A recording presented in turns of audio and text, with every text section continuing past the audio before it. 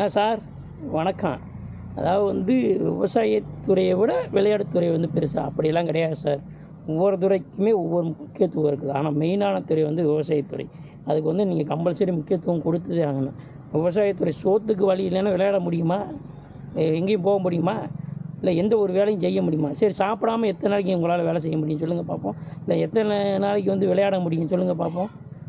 எந்த துறையுமே வந்து இந்த துறை பெருசு அந்த துறை பெருசுலாம் சொல்லாதீங்க. நம்ம நாட்டின் முதுகெலும்பே விவசாயம்தான். அப்படிங்கும்போது பார்த்தீங்கன்னா நம்ம வந்து விவசாயத்துக்கு வந்து முக்கியத்துவம் கொடுக்கணும். அது எதோட வந்து நீங்கள் கம்பேர் பண்ணுறீங்க? இப்படி வந்து நெகட்டிவான கருத்துக்கள்லாம் வரத்தான் செய்யும். சரிங்களா? நீங்கள் என்ன சொன்னீங்கங்கிறது தெரியாது. ஊடகவியல் வந்து எதை கட் பண்ணி வந்து மெயின் ஹைலைட்டாக பண்ணுவாங்கிறதும் தெரியாது. நம்மளுடைய மதிப்பிற்குரிய அண்ணன் வந்து சீமானுக்கையும் அதே மாதிரி நிலைமைக்கு தான் கொண்டு போனாங்க. சரிங்களா? நான் வந்து ஒரு டிவிகே கட்சியினராக இருந்தாலும் உறுப்பினராக இருந்தாலும் அந்த எல்லாத்தையும் சேர்ந்து தான் நான் சொல்லுவேன். சரியா? கட்சியினராக இருந்தேன். இப்போ வந்து டிவிகே கட்சியில் வந்து உறுப்பினராக இருக்கேன். இருந்தாலும் சரி, நீங்கள் வந்து சொல்கிற வந்து கருத்துக்களை வந்து கரெக்டாக சொல்லணும். அதெல்லாம் பார்த்தீங்கன்னா இந்த மாதிரி விவசாயத்துறை வந்து விட வந்து விளையாட்டுத்துறை வந்து பெருசுன்னு சொன்னது வந்து என்னோடய இதில் படி வந்து அது வந்து தவறான கருத்து தான்.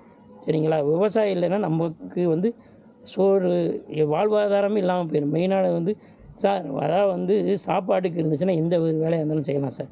சாப்பாட்டுக்கு வழி இல்லைன்னா எந்த ஒரு வேலையுமே செய்ய முடியாது. சரியா? மெயினானது வந்து பார்த்திங்கன்னா நமக்கு வந்து உண்ண உடை இருக்க இருப்பிடம். அதாவது வந்து உண்றதுக்கு வந்து சாப்பாடு தான். முன்னாடி தப்பாக சொல்லிட்டேன், மன்னிச்சுக்கோங்க. அது வந்து மெயினான வந்து சாப்பாடு. ட்ரெஸ் இல்லாமல் கூட மனுஷன் வாழ்ந்துருவேன். சோறு இல்லாமல் எந்த ஒரு மனிதனும் வாழ முடியாது. மிஞ்சி போச்சுன்னா ஒரு 2 நாள் 2 நாள் ஒரு வாரம், அதுக்கு மேலே எவனும் வாழ முடியாது. ஆட்டோமேட்டிக்காக எல்லாமே நடக்க ஆரம்பிச்சிடும். சரியா? அதை வந்து விவசாயத்துறையை வந்து கம்பேர் பண்ணாதீங்க. இதை வந்து ஒரு குடிமகனாக வந்து இதை வந்து நான் கண்டிக்கிறேன். நன்றி.